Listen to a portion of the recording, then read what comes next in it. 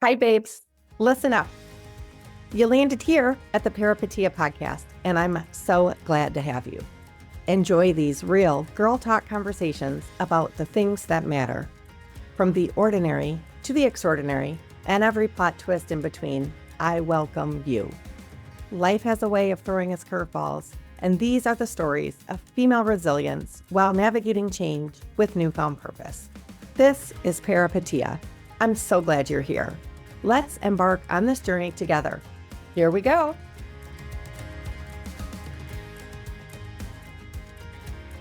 Hi, you guys. I have Jessie Repeta with me, and I'm so excited. Our topic today is loving a partner in recovery.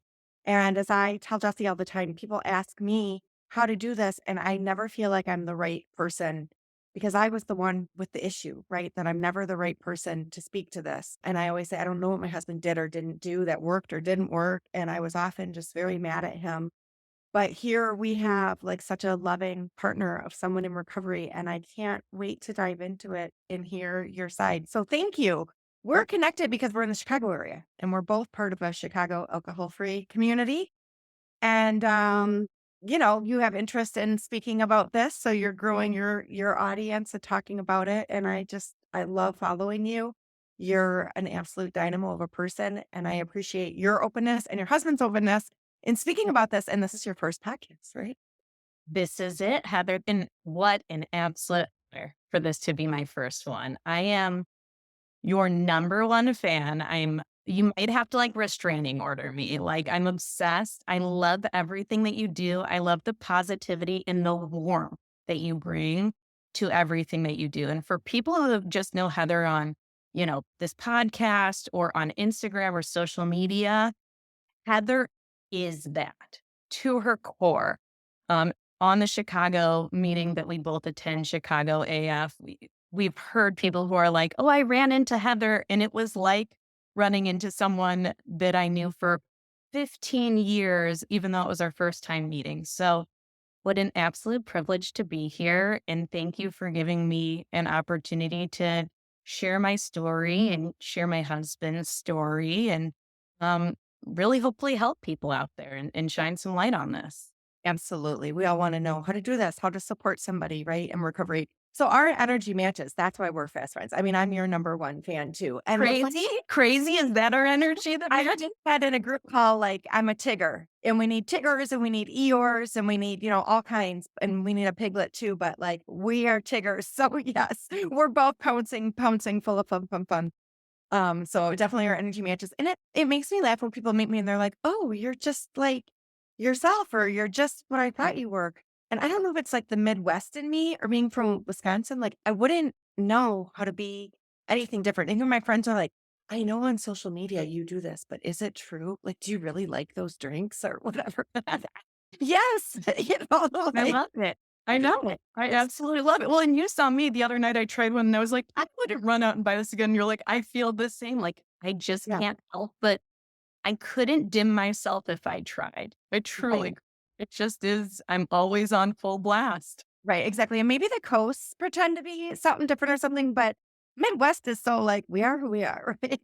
We're We wholesome. are. That's We're exactly it. we're wholesome. So tell me your story. So where did you meet your husband? How did this begin? Do you have a meet cute story?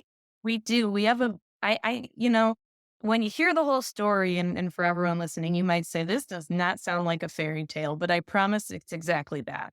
Oh, My husband and I, we worked together. We worked at a software company and, for a long time we were coworkers. He actually was teaching the class that when I joined the company, he was, teaching and I was learning, and we worked and traveled the country together.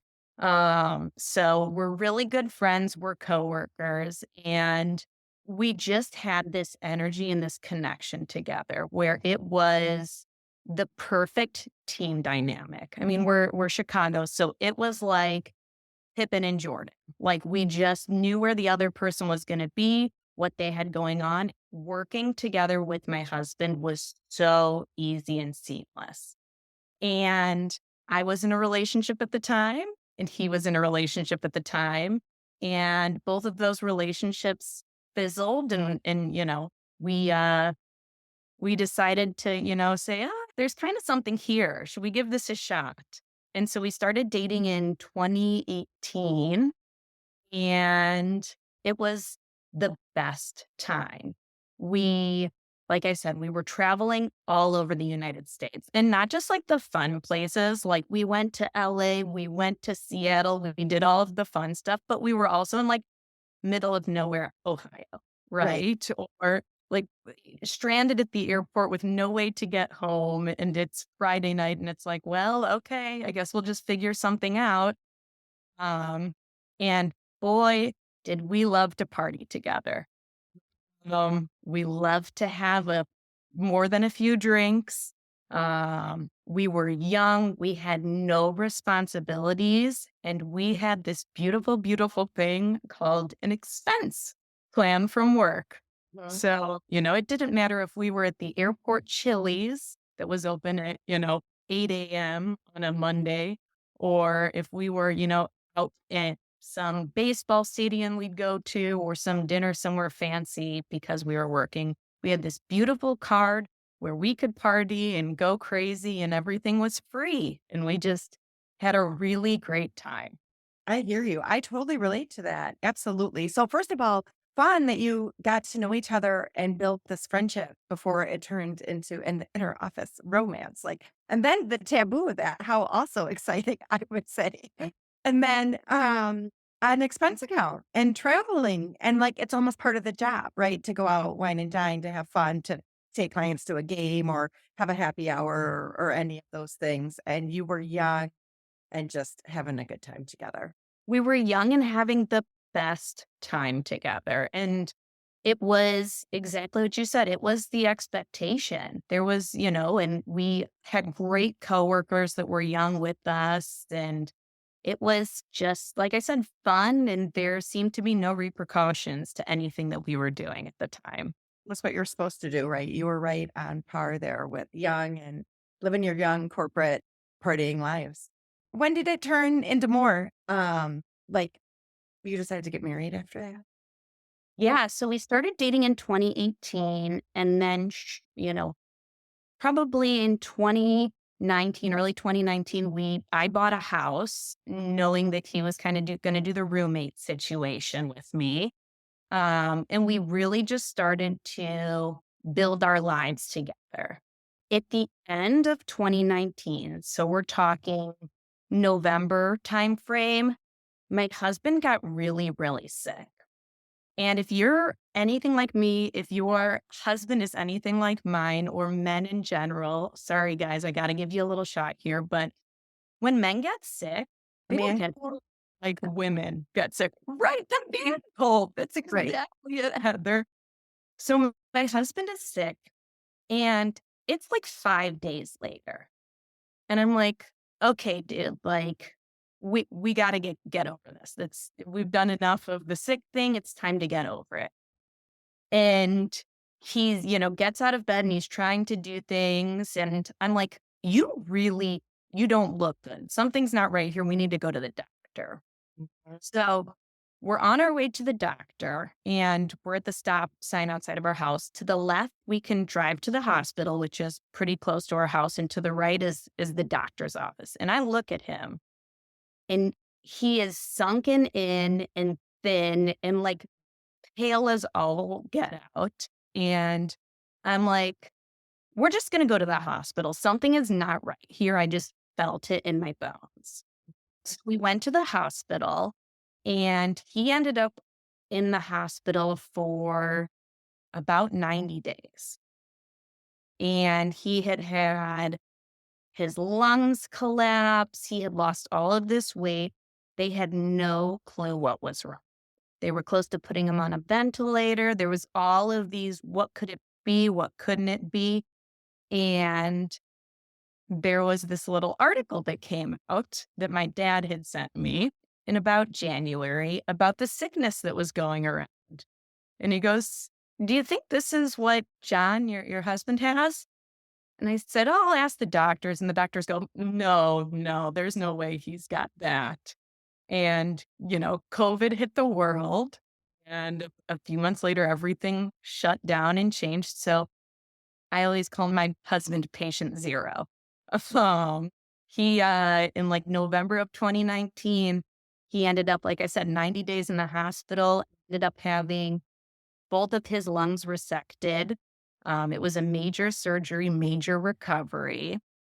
And shortly after, he got out of the hospital, we ended up getting engaged. And shortly after that, getting married. Oh my gosh, what a story. How were you feeling during those 90 days?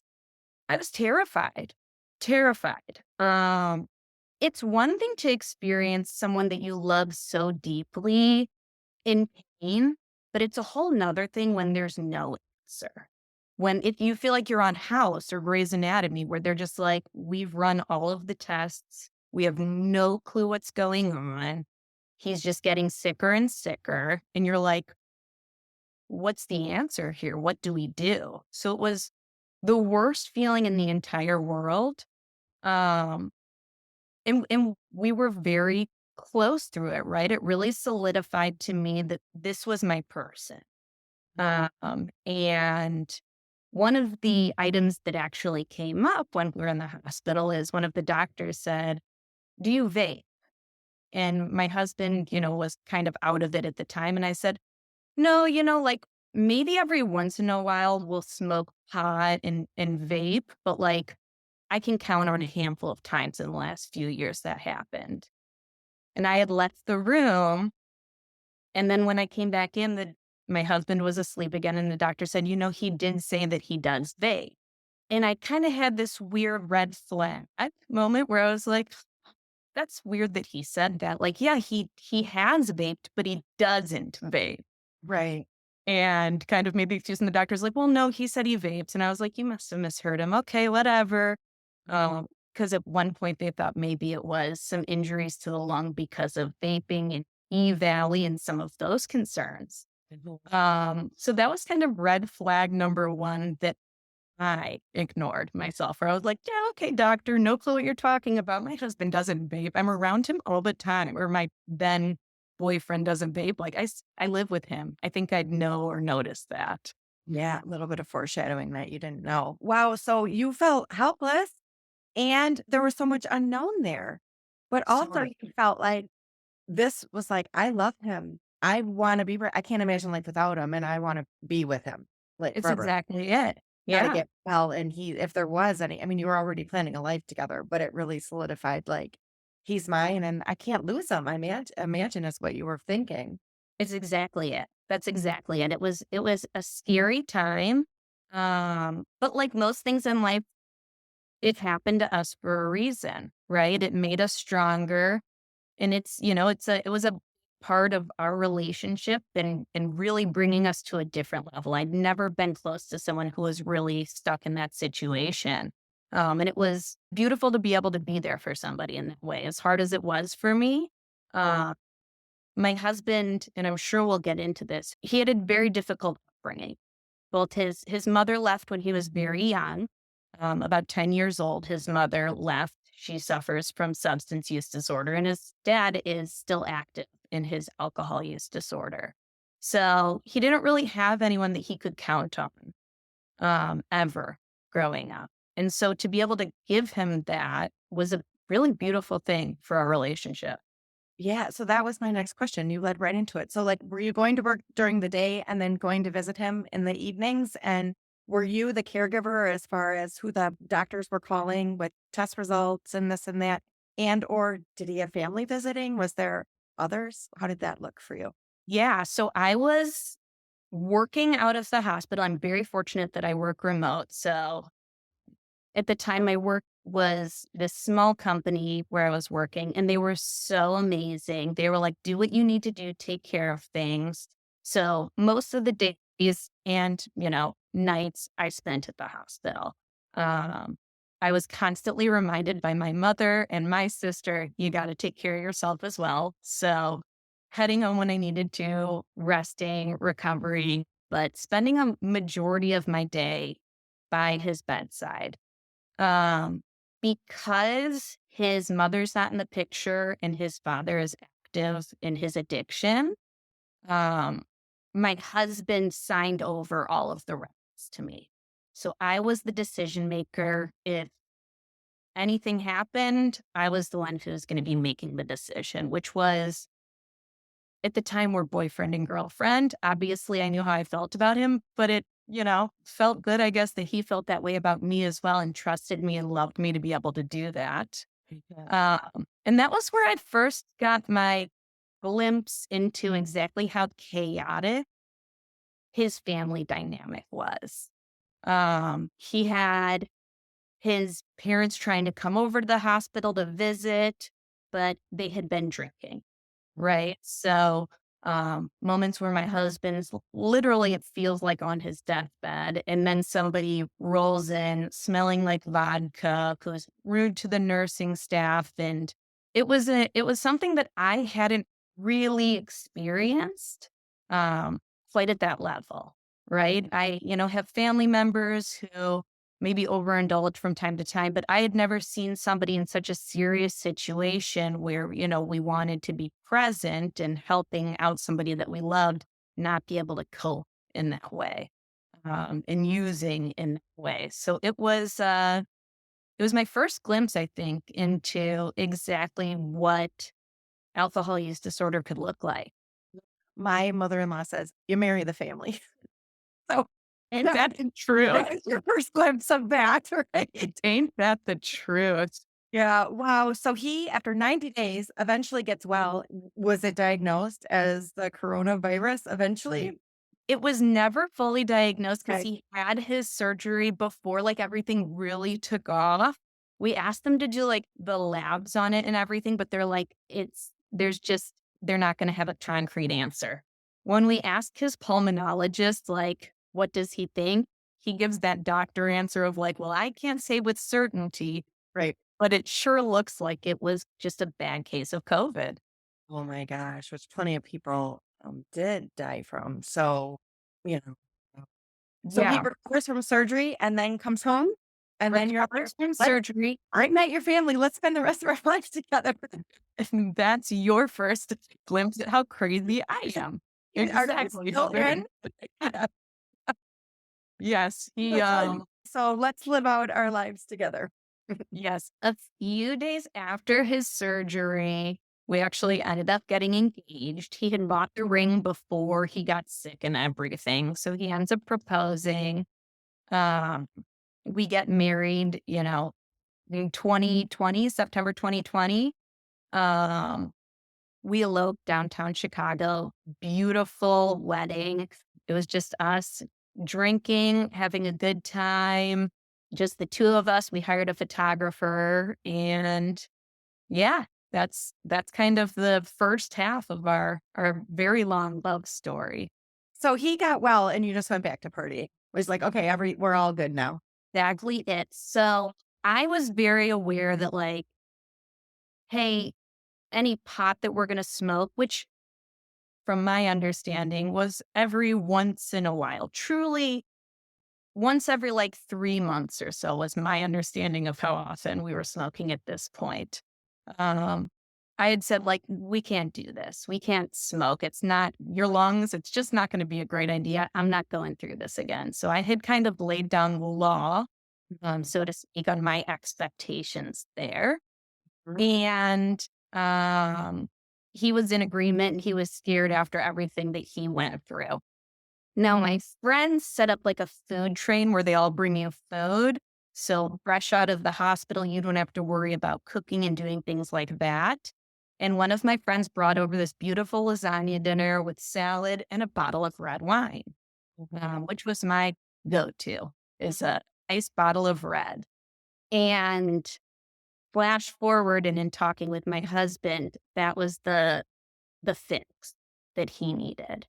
So what I'm kind of alluding to here, and I'll spoil my story up front, is my husband had been hiding his marijuana usage from me from the minute we met. He had been daily, actively smoking pot. He had been doing so since college. Um, he had started smoking prior to that in high school and had started drinking in high school, but it wasn't until college till it really became a habitual every single day, every single moment of every single day type of deal. Um, with vaping, tough to smell it. There were times where maybe I said, this seems a little fishy, but yeah, for the most part, I had no clue what was going on. So you think you're on the same page, you're partying the same way, but really he's specifically hiding this habit because he doesn't want you to know. Does he feel shame, embarrassment? It's just out of control. Like now knowing what you know, what were his, he can't tell you he's going to lose you. So I think that that's what it was. I think that it was this fear that if I'm open and honest with this person, that they won't want anything to do with me. I don't think he thought that it was really problematic. I think that he thought it was a little bit more, but kind of on par with what people Mhm. his age were doing, Mhm. which is just not the case scenario. But that was his understanding. That was based on what he saw growing up, based on what he saw at family gatherings or friend gatherings. That's what people do. That was his expectation and his bar. That is so interesting. When we surround ourselves with people doing that, and even as a drinker, if I'm not the worst drinker, if there's a worse drinker, then it's normal. Then that's my measurement of, oh, I'm okay. Right. It's exactly that. It's I can get drunk. I just don't have to be as drunk as that guy. And Right. everybody around me is drunk. So I'm doing what everyone else does. Is so obviously it's okay. So same with weed, right? I'm smoking the same as everybody else. I've got to have it just like everybody I've surrounded myself with. It's exactly it. So after lung surgery, John says, I can't smoke anymore. It's not good for me. This is a conversation he's having internally. Friend brings over dinner, glass of red wine. John takes a sip and he says it was like light bulb went off. Bingo. Here's He the goes, oh, that's what I was missing. That's exactly what I needed. And so so we got married in 2020. So for the next 2 years, my husband hid his drinking from me, where he was drinking daily to sometimes 6 beers a day, sometimes a entire bottle of whiskey a day.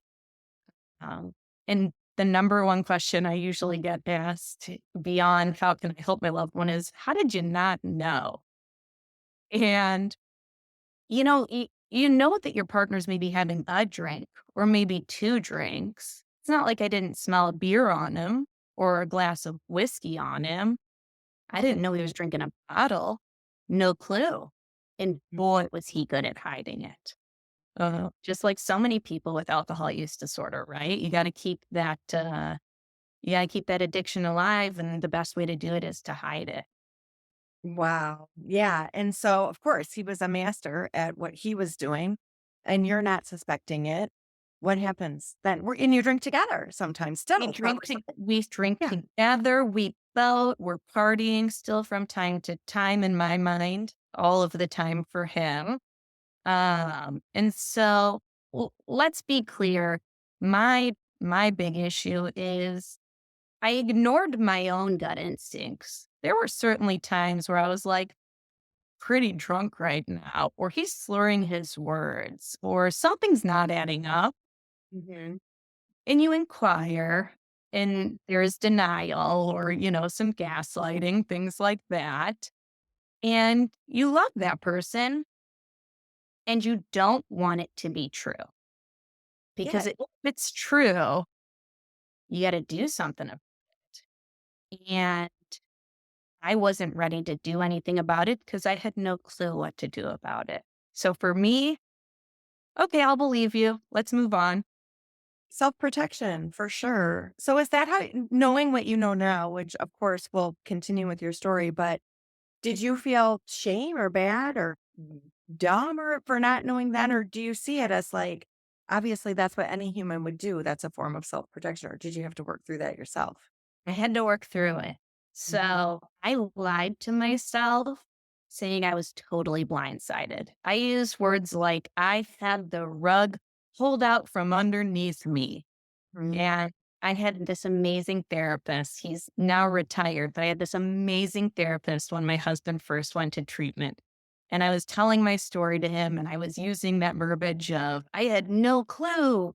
I had the rug pulled out from underneath me. And he said, well, it sounds like you kind of had some ideas based on the story that you're telling me. And he totally called me out. Yeah, And it him. just was like everything I needed to hear. I was like, you're right. You're right. I was just in denial. I didn't want it to be true because this is the person that I love. And I didn't know what that meant for us. And so those were my red flags, right? Is that I'm ignoring my gut instincts and that I'm not actually acting on all of these things that seemingly are going wrong because that means that I need to do something about it. And boy, is that scary. Yeah, for sure. I can see that self-protection. Do you have compassion for yourself now for like saying I was completely blindsided? Because of course that's what you would have to say in that moment. That was the hardest piece for me. And I'd be lying if I told you there still weren't times, but trying to figure out with moments now and being triggered by certain things, having my ears perk up like, whoa, this isn't really adding up, or is something going on here? Um, it was really hard for me to work through. Are you just in a trauma response, or is this actually something going on? Right? And at the end of the day, it didn't really matter because it's not my responsibility to sniff those things out. Mhm. But yes, forgiving myself for that, especially because we now have two beautiful children. But at the time we had, my son was, I think like 7, 8 months old when my husband went to treatment. So having a son and knowing that he was potentially in harm's way at times because my husband was using and I didn't get him the, resources needed and I didn't face my own challenges with that. Uh, and stepping up to the plate in my own mind and protecting my son, I felt a lot of guilt about that. Absolutely. Yeah. I've considered it like that. Wow. But you can trust yourself now. Like you will not, when you say things happen for a reason or a lesson learned, you will trust yourself now moving forward. Like, is it trauma? Is it not? Either way, you're having a feeling and you can trust your feeling, right? It's exactly it. And, you know, I I talked about earlier how my husband and I worked together as a team. Um, that's how our marriage is. We are a really, really good team. And the thing that I can say with 100% certainty is two things can absolutely be true at the same time. I could be feeling triggered because, let's use a silly example, but a real one. Why is my husband brushing his teeth at 2 o'clock in the middle of the day? Why is that seems like something you'd do if you were hiding your drinking, brushing your teeth at 2 o'clock. And he's like, no, I just had a beef sandwich from Portillo's for lunch and, I wanted to brush my teeth. And it can be so true that that could maybe freak me out or get in my mind. And it's also true that it could be annoying to him that that triggers me. And both of those things can be totally true. And Mhm. we acknowledge it and we work together to have a very calm and rational conversation so that we can move through it. Yeah, that's perfect. I love that you started as teammates first. And that's exactly how my marriage is. I always say some marriages are fate staring at each other. But I have a thing in our bedroom, like a quote where we're standing together looking out in the same direction, right? So, like, we've Exactly just it. always been that way. Yeah, instead of, like, looking like, being overly in, we're just always the team moving in the same direction. So, I love that. Rehab, though, tell me, I mean, did things crash down? When did this come to your attention? Did he go willingly? Like, the whole thing. Yes. So I should probably put a caveat on this saying, like, if only I knew what I know, right? Which so many of us feel that way on so many Yeah. aspects of life. So as I tell this story, it's not necessarily the path that I would suggest for people. But at the time it is what I knew. Um, so one night I heard a can opening in the garage as I was cooking dinner. And I thought, that's kind of weird. Let me just poke my head out there and see, what's going on. And I found my husband drinking an old style. which is Obviously, something's wrong. Who does that? as a Chicago girl, you totally get it. Midwesterner. Oh, the alarm. Yeah. I go, in old style, well, we drink Blue Moons or we drink We need a even a Bud Light, like, but get we don't, orange garnish, John. but we're not old style people. So I go out there and I see that he's drinking an old style, and I just come into the house because at this point I'm like, Did you have old style in your garage fridge or so oh, this is just like this brand is new? like, where is this old style coming Oh, from? that's so brand Exactly. new. Okay.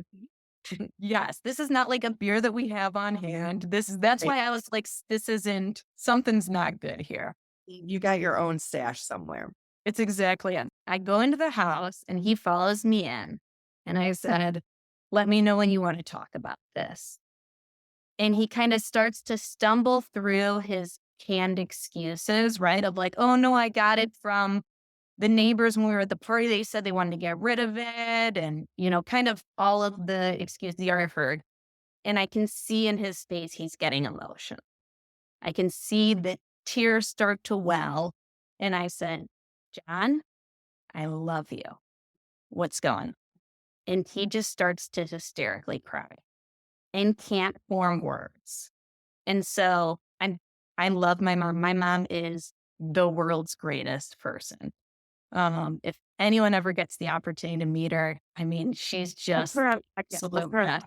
Yeah, we'll add her on in. She's the greatest. We live relatively close, so probably 15 minutes. So I called my mom and I said, hey, I need you to come over. No questions asked. She's there. She had no clue what she was walking into, but I said, I need you to be here, right? She sat down with me and my husband, and it probably took 3 hours where my husband is just uncontrollably sobbing. And finally, my mom says, would you like to write it down with help? And my husband wrote out, I have been lying to you about drinking and hiding my drinking for 2 years or something along those lines. I don't believe I still have that note, and I'm kind of okay with not having that little relic. But he writes that out. And the only thing that I knew in that moment was that I didn't need to react the way I probably wanted to react. I didn't need to be angry and scream and shame and yell. I just needed to say, okay. Didn't need to say thank you for telling me it. Didn't need to coddle it all, but just say, okay. And we sent my husband to bed. And I looked at my mom and I said, what do I do? And she said, I have no clue.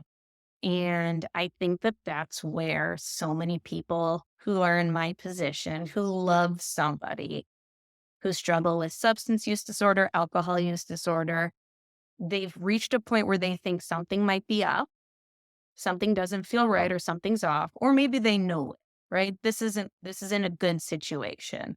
What do I do?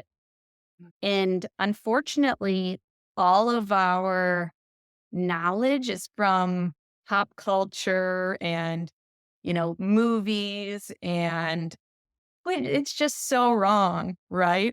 What an AA meeting looks like in most TV shows or movies couldn't be further from the truth, or an Al-Anon meeting, or what an intervention looks like. Um, and now I know that, but at the time, that was all I knew is, okay, well, there's AA, there's rehab, or we can do an intervention where we call everybody and tell them about how terrible of a person they are. So the next day I drove my husband to an AA meeting, and I sat in the car and waited while he went into an AA meeting, and he came out. And while he was in the AA meeting, I called a treatment center and I said, I'm just trying to get information. And they said, well, how often is he drinking? And I said, well, I think, he according to him, every day. And it's And old they, style. It's getting and bad. it's bad. It's old. It's not good. And Do it's you really more. Do you accept patients or clients that have had old style? Oh gosh, it's warm, old style. Can you Douglas. help him? Warm. Is there a chance we're gonna get through this?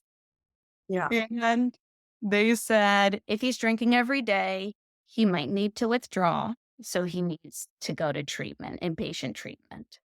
And I was the first rehab that I called. I did not call around and do research and ask them about what their program was like and anything at all.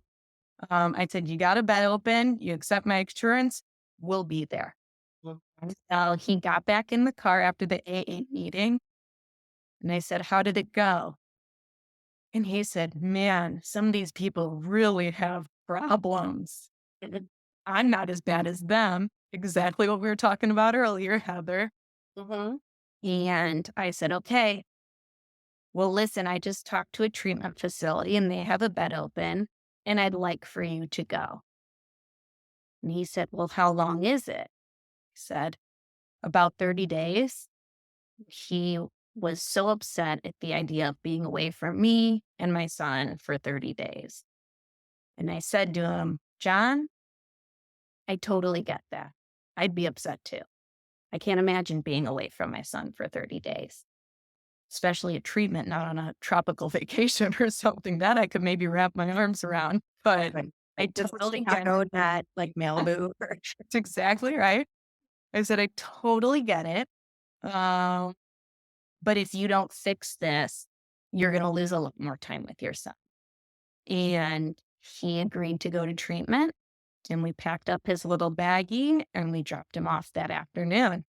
And he willingly accepted it. And he worked the treatment program that was provided to him. He got out of treatment and he did 90 meetings in 90 days with AA and went to therapy every single week and, really worked on trying to learn better methods to cope. And what did you do during that time? That 30 days? Panicked. Panicked. Great question, Heather. I panicked. I felt such relief that he agreed to go to program and go to treatment. And I sat there saying, am I staying? Am I going? Every example I had up until that point of somebody who was an alcoholic, hadn't gotten sober. Getting sober doesn't happen, at least in the world that I had created based on what the media tells me and what movies say. What's recovery? Never heard of it. And so I was terrified. I I hadn't, didn't see a future of him stopping, really. it's exactly it. And I remember my dad, who is so amazing. And they only know what they know about, this disease as well. My dad said, well, I've known a few people who struggle with this and they have to hit rock bottom. And I'm like, okay, well, this didn't feel like rock bottom. It definitely feels like it could get worse. So you're Mhm. hearing all of these phrases and these things, and you're like, it's only going to get worse from here. This is not going to be good. Uh, and so I'm going to therapy and I'm working with a therapist, but I've got no clue what to do.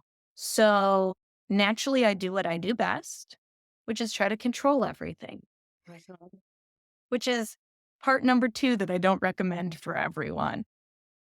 I reorganized my garage because that's where most of the hiding and drinking happened. I got all these very expensive clear containers from the Container Store.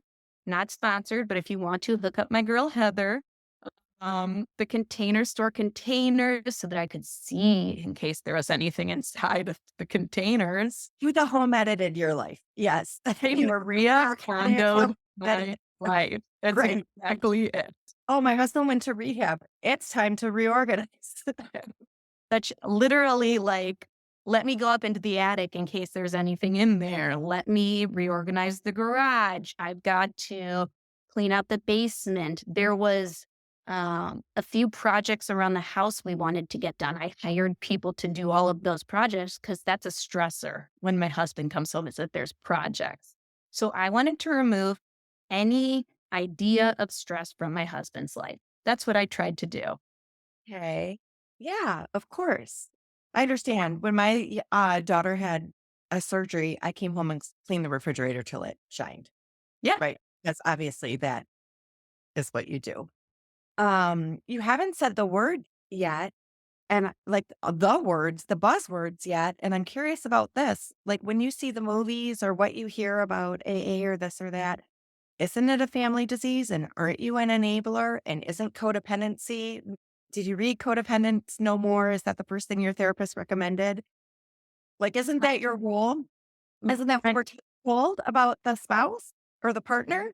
I mean, you would think that you would learn all of those things, right? You would think that you would understand that what codependency is and what enabling is. Um, when my husband was in treatment, I wasn't able to visit him, Mm. which another little call out to everyone. Now, the treatment center my husband went to is a totally fine treatment center.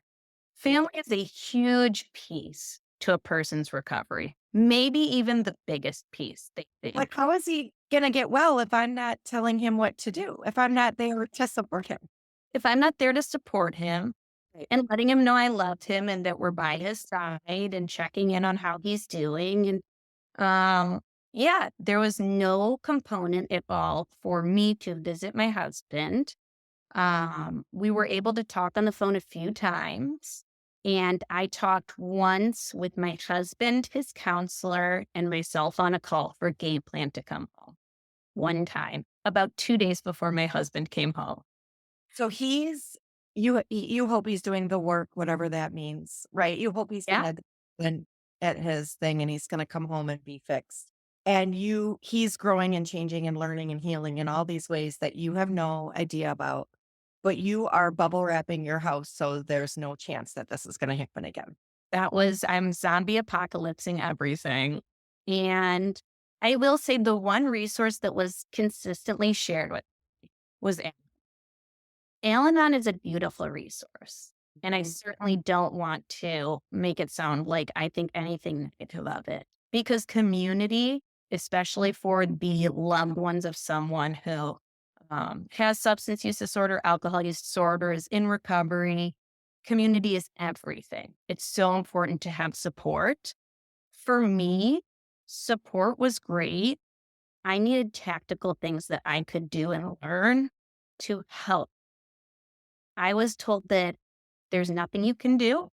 It is entirely on your husband and you can enable him, but you can't do anything to help him. Mhm.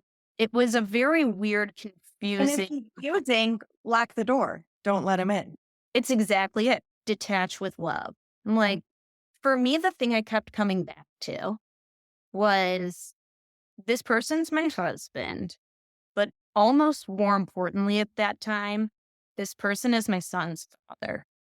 So whether or not I decided to stay with him and stay in the marriage, what's best for my son is for this man to find recovery.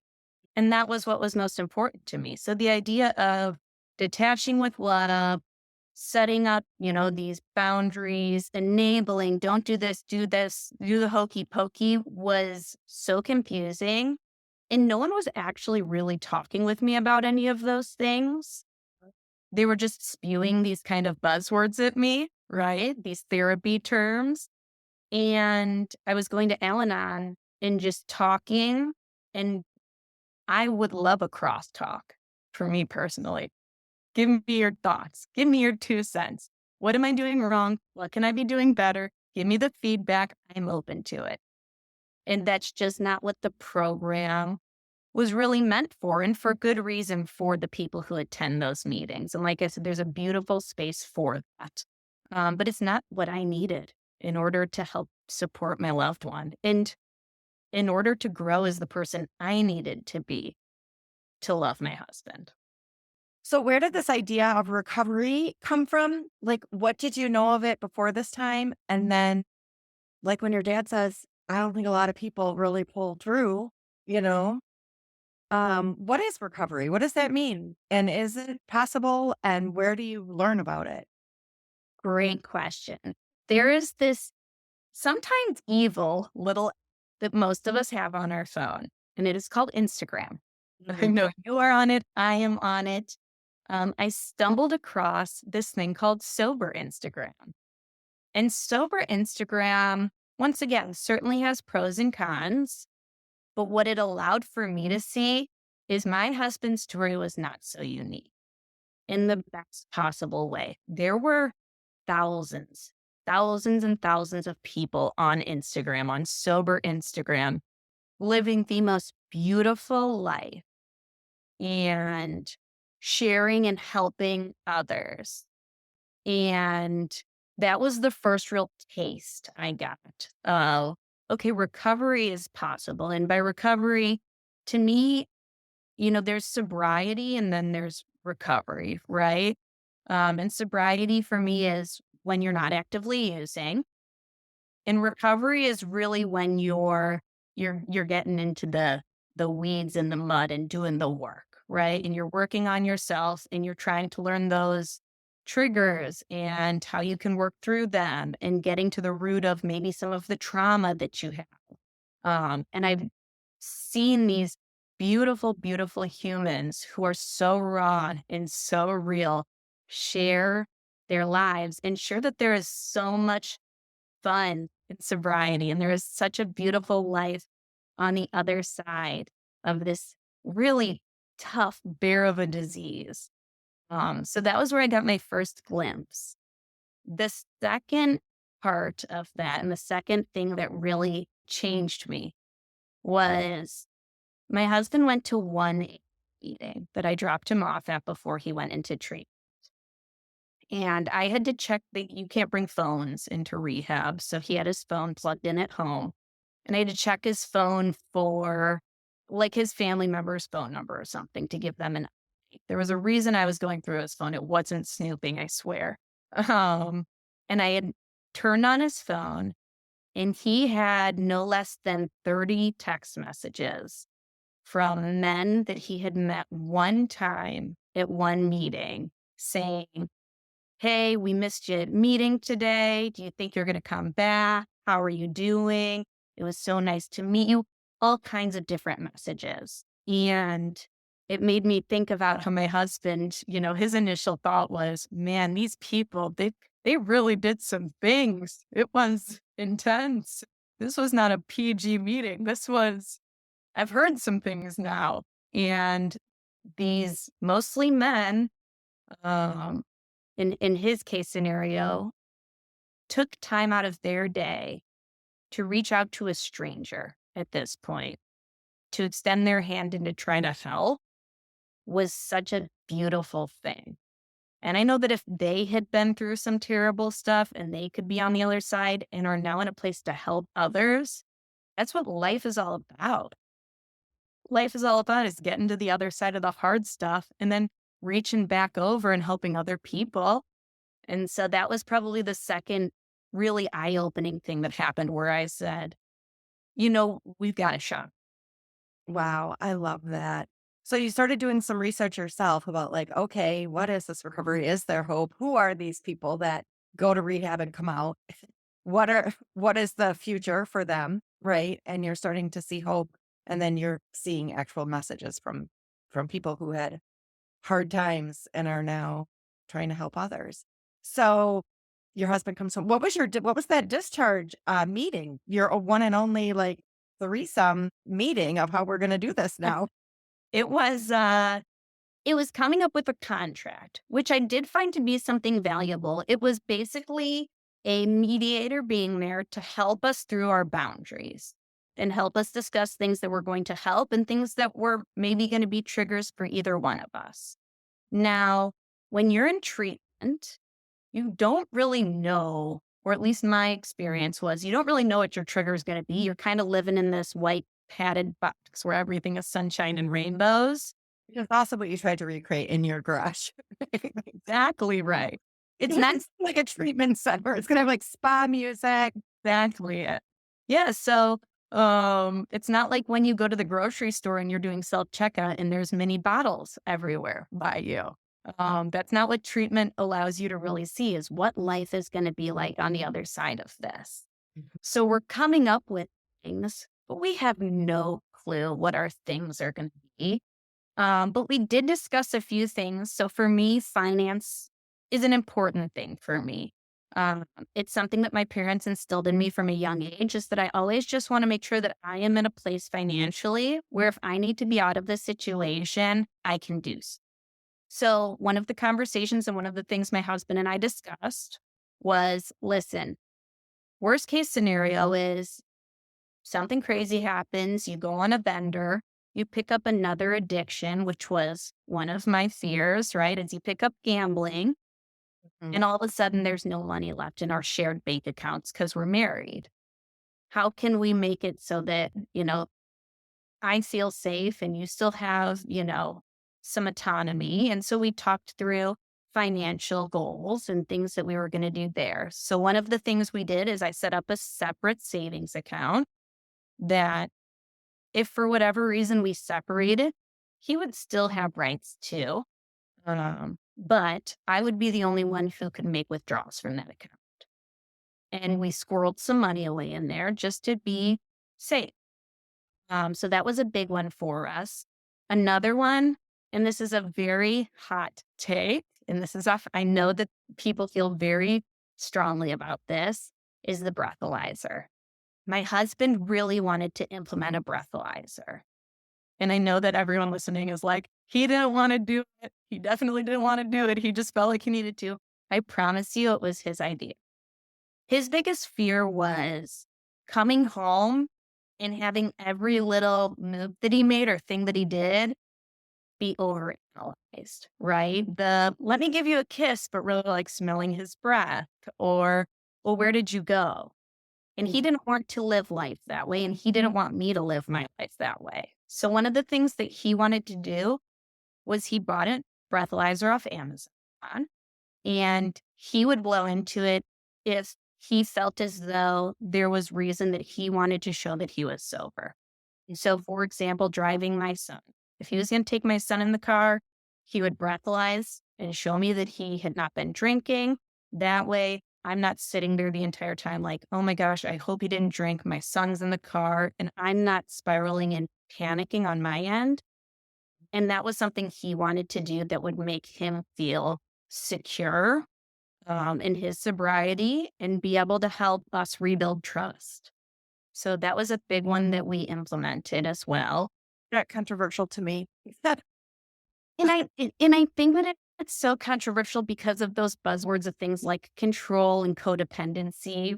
And I could see how, me sticking a breathalyzer in his face when I think he's done drinking and then, him being combative about it could totally blow up and go a different direction. That's not our dynamic. And that wasn't the goal and the purpose behind the breathalyzer. And we really laid rules out ahead of time. So that was a big one for us. What were other things? I'm trying to think. Those were the two big ones. Um, Another very big one is I talked about two things being true at the same time. And this was a tricky thing for us to figure out. My husband needed to be honest with me. There had been a lot of lies over a lot of years. And we wanted to rebuild trust. And with those lies, I needed to give my husband a space where he didn't feel like he needed to lie, where he could be open and honest without judgment and share. And some of the things he was open and honest about were scary as all get to me. They were beyond scary. When somebody says, oh, I don't know if I want to go to the barbecue. I'm really itching to drink. And I'm like, once again, like, secure everything, bubble wrap us again, keep us in here and safe and sound and cocooned. We're never going back out in public again. But that Mhm. doesn't help my husband want to be open. That doesn't No. help him want to share. That makes him feel like he can't be honest because he doesn't want to hurt me. Now you're gonna pay. Exactly right. So giving him space to be honest and then giving myself separate space where I could honestly respond and tell him how I feel about it, where they weren't conflicting with each other, was a unique thing to try to figure out. Because in most situations, right, somebody's talking, you're responding, and we really just had to become really good listeners. And go So my turn. Okay, now my turn. Right. exactly, exactly. And not even necessarily in the same breath, right? My husband could share with me that he's afraid and hear all of his concerns or hear his triggers or what he's going through. And I can say, I totally hear you. That makes sense. How can I help you? And then I could come back a day later and be like, hey, when you shared this, this is really how it made me feel. And I appreciate you being open and honest. But here are some of my concerns, or here are some of the things I have challenges with. And giving that, each time to breathe. For sure. A couple things about you. Yes. Did it feel like personal betrayal from your husband? I mean, I know you had to build trust, but are you like, okay, I understand that was substances or alcohol? Or are you like, you're lying to me? I mean, did you take that personally? 100%. 100%. And were you mad at him? I went through all of the stages. I Mm. went through the mourning of what my relationship was. I went through the anger. I went through the sadness. I went through all of them, all of the feelings I felt. What you said before was really hard, which is when your loved one struggles with this terrible, terrible disease, you can't help but feel like, well, choose me. Don't you love me? If you loved me, you just stop drinking. Mhm. Who cares about the taste of, what that tastes like? Who cares about what it does for your brain? You love me. That's the most important thing in the whole entire world. It just doesn't work that way. And it's a hard pill to swallow, especially when you love someone so much. You'd do anything for them, right? The truth is that they'd do anything for you too. My husband loves me and my son and my now daughter more than anything in the entire world. He is an unbelievable father. And he had an addiction. He suffered from substance use disorder. And he loves his son so much. The love has nothing to do with that. And that was tough for me to understand. Yeah, you educated yourself that this is a brain disease and it's not that he doesn't love me. It's exactly it. And it's hard to not feel that way, right? But like I said, surrounding myself with sober people on Instagram, you learn, right? And you don't necessarily agree with everything everyone says, or every single point doesn't apply to you, but you surround yourself with enough people that you see little bits of yourself in everybody's story, and we're a lot more similar than we are different. And what about, did you grieve your good time parties were over, or you would never look at alcohol the same, or you had this whole meet cute traveling around the world, drinking for free on this expense account. Now you go to a baseball game and what? Have lemonade and sit in your seat, golf clap, or what? I absolutely had to mourn the loss of the person my partner was. I had to mourn the of this idea, this romanticized idea of drink. For me, the big one was always, well, I never went to Italy. We wanted to go to Italy for our honeymoon, but we got married during COVID and then we had a kid. So that was always on our list. I'm never going wine tasting in Italy. And the greatness is for everybody who's listening, it doesn't matter. Life is so much more beautiful and life is so much more fruitful when you are living present in every single situation with your partner. And it's okay to mourn the loss. Mhm. It's- y- we do this thing where we make up these ideas in our head of what we expect our future to be like. That's not actually what I want for my future. That's not what's important to me about my future. What's important to me about my future is that my kids grow up healthy and feeling loved and confident. And that someday I am hopefully 80, 90 years old, holding my husband's hand, bickering about which reality TV show we want to watch, or him watching it without me, and him wanting to watch, football while I don't want to. And that's what life is about for me. It's not about a trip to Italy. There is so much to see in Italy that has nothing to do with alcohol, by the way. So much, And you're not so going to much. any of it if you are clear and present and awake and alive and enthusiastic. I just got back from Paris. That was always my thing.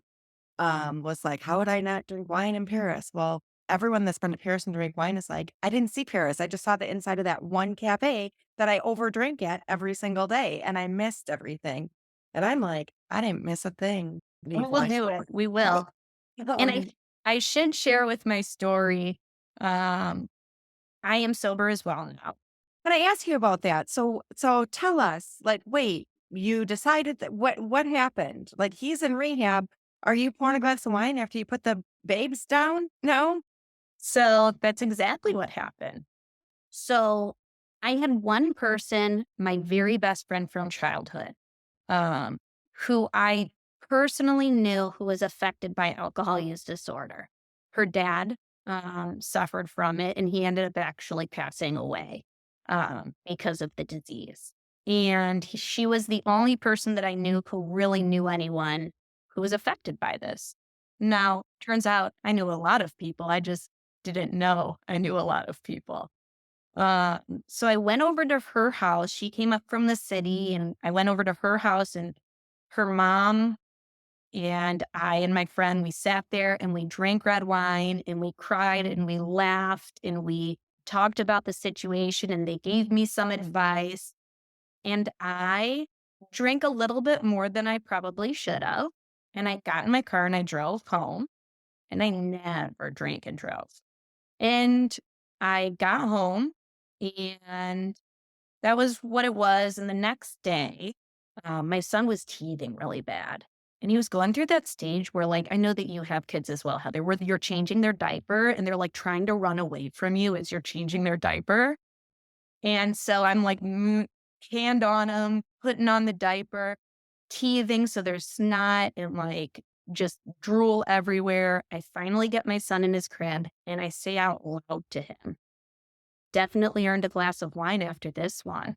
I said that to my 8-month-old son, whose father was in rehab from alcohol use disorder, whose father suffered from alcohol use disorder, whose father suffered from alcohol use disorder. I said that out loud to my son, and it hit me like a ton of bricks. What am I celebrating? I just took care of my son. How lucky am I to have such a beautiful, healthy son right now? How lucky am I that my husband agreed to get treatment? How lucky am I to be in this house with the roof over my head? What am I doing? Not even necessarily for me, but this boy, statistically speaking, is probably going to run into these challenges if I don't change my life, if his dad doesn't change his life. And that became the most important thing. And that was the last time that I ever drank. Oh my gosh. I'm so happy for you. Thank you. I'm on the edge of tears this whole podcast. It's so powerful. Your love for your son, your love for your husband, and your husband's love for you. And also your mom that, your husband didn't know what it would be like to have a mom. And then for your mom to admit she didn't know the answers for you guys. It's all really beautiful. And I can just tell you, nobody's missing out on a thing without alcohol. It's so crazy. Like you said, like, well, Italy, but Italy isn't wine. Italy is the Colosseum and it's Venice and it's Correct. the flea market in Florence and it's the history and the streets and the connection and the love and not blacking out and not being hungover the next day and not, there's so much more to experience when you're alcohol free and how beautiful for your children to change the trajectory of those generations. It's the most powerful thing you can do. It absolutely is. It absolutely is. And it's what fuels everything I do. I do a lot of things for myself and to make sure I'm taking care of myself and taking care of my mental health and trying to move my body. But I'd be lying to you if I said anything other than I just want to be the best version of myself because that's what my kids deserve. They deserve the best, most present mom who, listen, at some point, my kids are probably going to want to try to drink if society stays the way that society stays.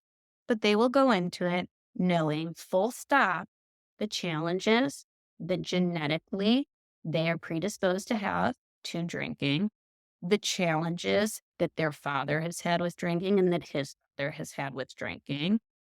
And they're going to know that they've experienced an entire life where their mom and hopefully dad didn't need to do that to have a beautiful, rich fun, exciting, crazy, Mhm. awesome life. And I think that it's just such a big piece of it. Yeah, it's everything. I love it. And life is totally full without alcohol. So that's so beautiful. So your husband and you, you'll talk about it with the kids.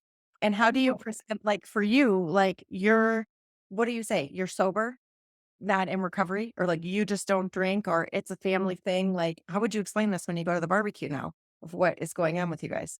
Great question. So, the thing that I'll tell everybody, and this is the same with like the sex talk, it's the same with anything where you're like, "Ooh, don't know exactly how I want to address this one." Practice ahead of time. Like, no shame in like role playing with me and my husband being like, okay, how exactly do we want it? What verbiage do we want to use? What do we want to say? What do we maybe want to hold back and make sure that we're being age appropriate with? How do we want this to play out? My son is 2.5, almost 3. So we haven't really had to go into those conversations at this point. He is aware that we don't drink, and he is aware what an alcoholic beverage is. That Mhm. he, at 3 years old, almost is smart enough to say, that's wine, that's no. So they're very well aware of what we are doing, the decisions we are making. I say practice ahead of time. And my big thing is there's nothing to be ashamed of, and there's nothing to be uncomfortable about when it comes to talking about alcohol use disorder, recovery, sobriety, any of those things. I know that the terminology is sticky, and constantly evolving and changing, and that people have what they prefer their words to be. My husband likes to refer to himself as an addict. I think he just thinks it's short and sweet and to the point and doesn't, he says everything is got an edge to it. Exactly right. It's got that old style edge. Well, I've noticed how um, appropriate you were using language during this podcast. And it helps to smash stigma to use appropriate language. And you were very careful about that. This whole podcast, I was going to commend you for that. And to I each, appreciate and I that. mean, he wants to be an addict. Rock on. I'm all for that for him. I think that at one point, and my husband is a character, I believe at one point he said, in SUD, that sounds like STD. Like, I don't need people to Right. think I have an STD. So I try to be aware that everyone has their preferences. I really try to catch myself on it because we don't use that terminology in our house. It is something that I have to be very aware of when I'm talking, but it is important. And exactly what you said is exactly how I'll treat my children. There's no stigma on this. There's no shame around having alcohol use disorder. There's nothing to be ashamed of. You Mhm. had a disease of your brain. He's worked really, really hard in recovery and worked programs and goes to therapy and busts his butt in therapy, by the way, to be the best version of himself and father and break this cycle so that hopefully you guys don't have to go through it. But if you do, know that there's no shame in having to go through it and know that we do recover. Mhm. That's so beautiful. That is so beautiful. I love it. The other thing is you shouldn't have to say anything because not drinking is the most natural state of being, right? So true. So true. Why are we like when we meet people, we don't say, I don't take prescription pills and I don't do cocaine and I also don't do heroin and I haven't done meth and I don't smoke. Hi, I'm Heather. I don't smoke cigarettes anymore. Like you wouldn't do that. But with alcohol, it feels like you need an explanation for not drinking. And I'm thinking, for your husband, it's easy. He says, oh, I'm an addict. I don't do that. For you, you say, what? Well, I don't do that. I support I'm married to an addict. Right.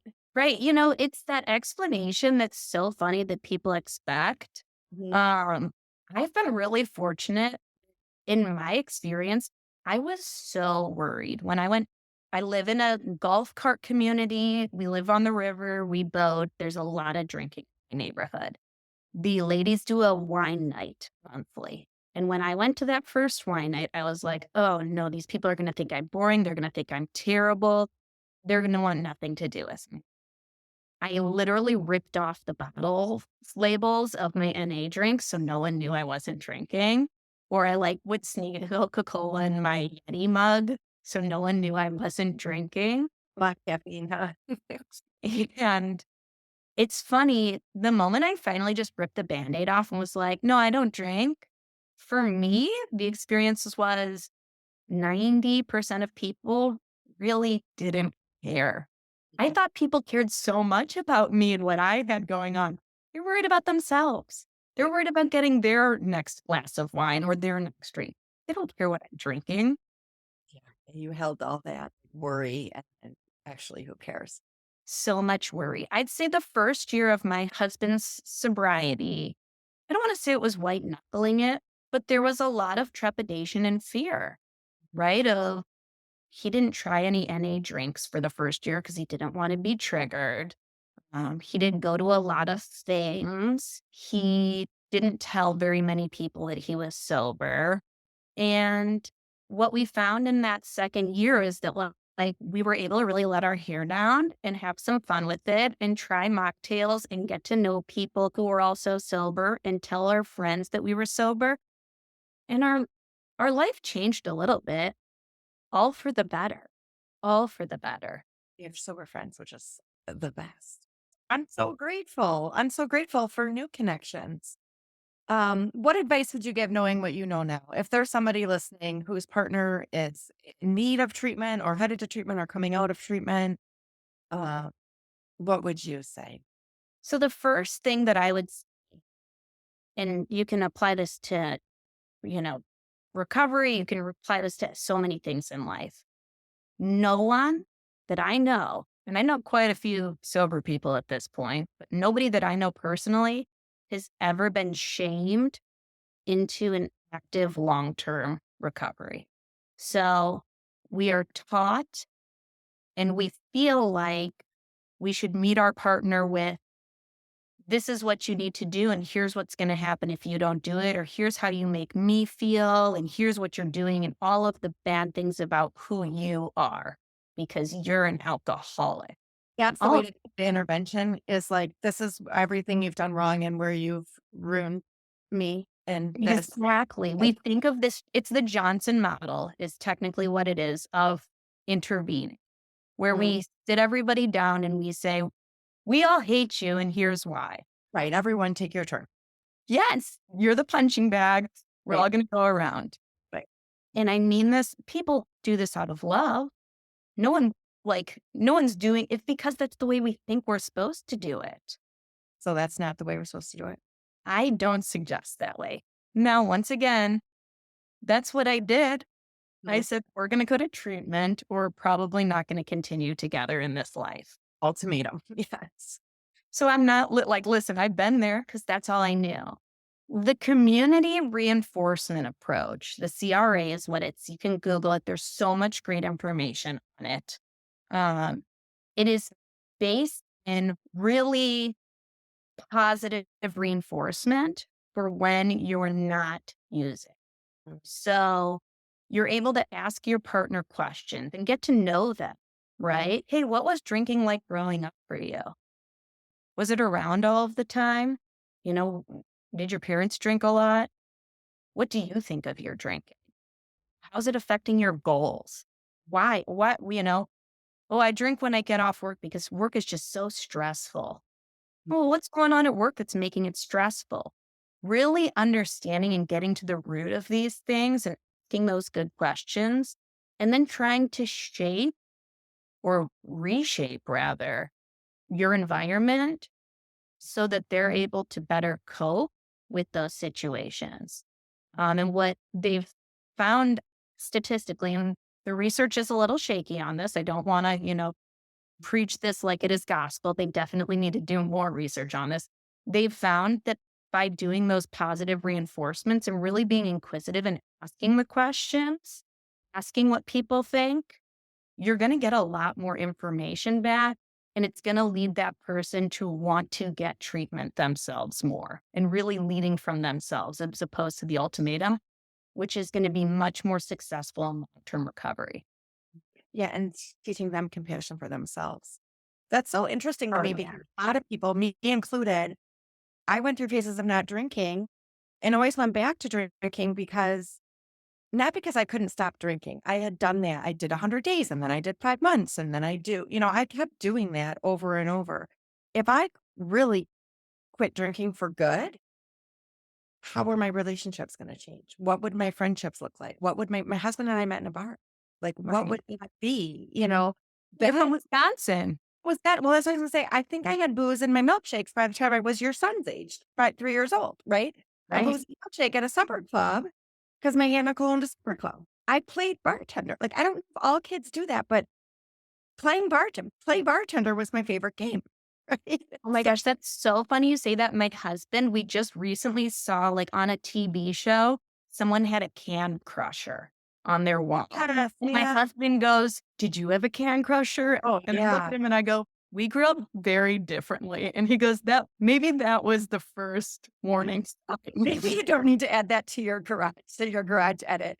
That was like for his Garage. mom's boyfriends is you get to crush my beer cans. And he's like, "Yes." Yeah, for sure, for sure. I hear you. So now, like, I blamed myself for a very long time. Of course, I just whipped myself with shame. But it's like, of course, I would with the environment I grew up in and the genetics that I had and the childhood, whatever. Of course, I would. I wouldn't see it any different. Anyone in my shoes would end up the same, right? So it's just amazing that I just made a change, right?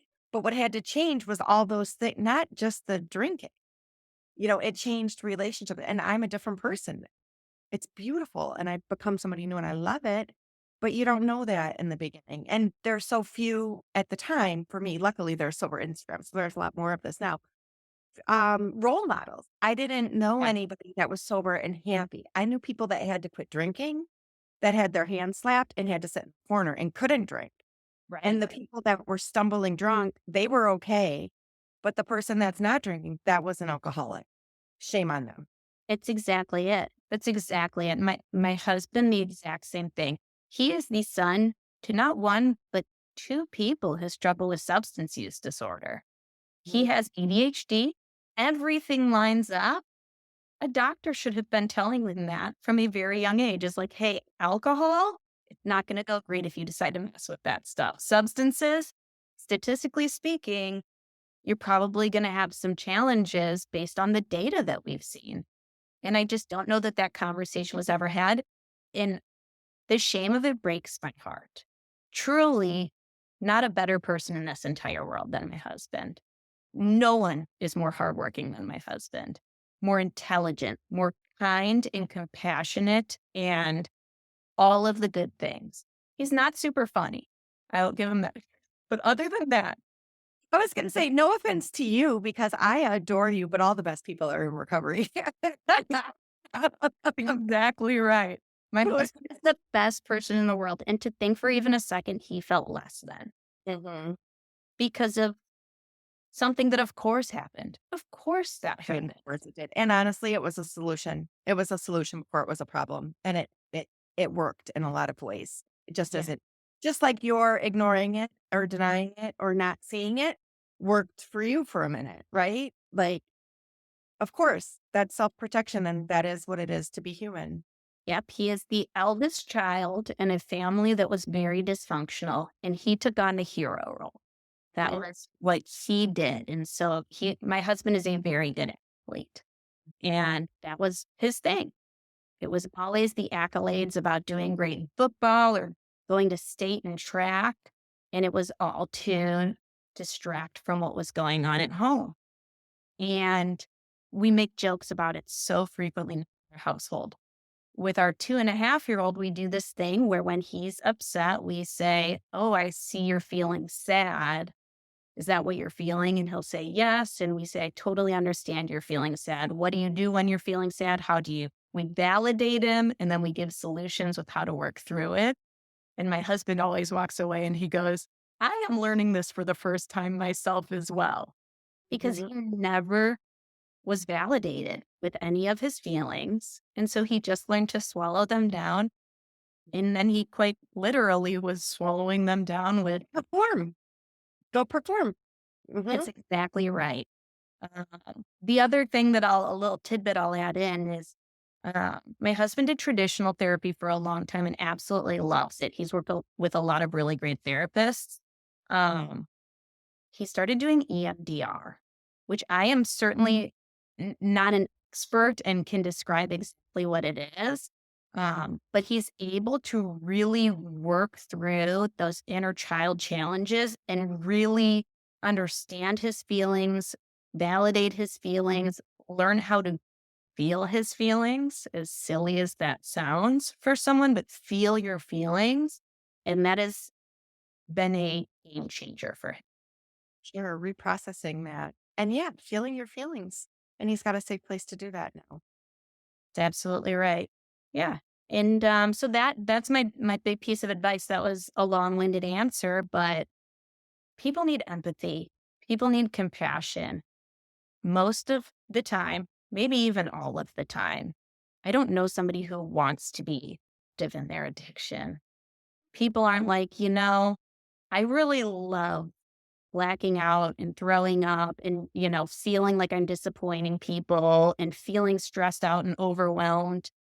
They're doing it to try to fix something, whether it be a stressor in their life, whether it be something that happened in their childhood, whether it be whatever it is, it's the solution to that pain that they're feeling. And so meet them with that compassion and that empathy, try to get to know them better. And when you meet them with that, they're going to be more open to try to solution things with you. That's so awesome. Like being curious instead of defensive, even with That's your. exactly it. Thank you, Jessie. Thank you so much for all your insight, your openness, your wisdom. Thank you to your husband for letting you share this story here. It's going to help so many people. Thank you for having me on the edge of tears. You've like completely moved me. You changed my life knowing yours. And I appreciate you so much. Thank you. No, I appreciate you, Heather. What you do is beautiful. I'm forever a fan. Thank you for giving me a platform. I'll leave everybody with one last note because that's who Irish girl from the Midwest. We just always have to keep talking, right? We're doing the long goodbye now. We're in the driveway. Exactly. That's the other hug, the last hug. Right. People recover. And for a long time, I didn't. And I didn't understand that. People recover a lot. And they do so with the help of family and friends and empathy. So don't give up hope. If you're in the thick of it, you're not alone. Lots of people deal with this challenge. Millions and millions of people deal with this challenge. You are not alone. If you feel like you've screwed up in the past, start over now and lead with empathy, lead with kindness, and people recover every single day. That's totally true. Thank you so much. Love you, Heather. Thank you. And that's a wrap for today's episode of the Peripetia Podcast, a talk show for women. Join us in the Insider community with a 7-day free trial to continue the conversation at ditchthedrink.com. And don't forget to download my free ebook, The 12 Truths to Change Your Life. Do it for the plot. We'll see you in the next episode. Lots of love.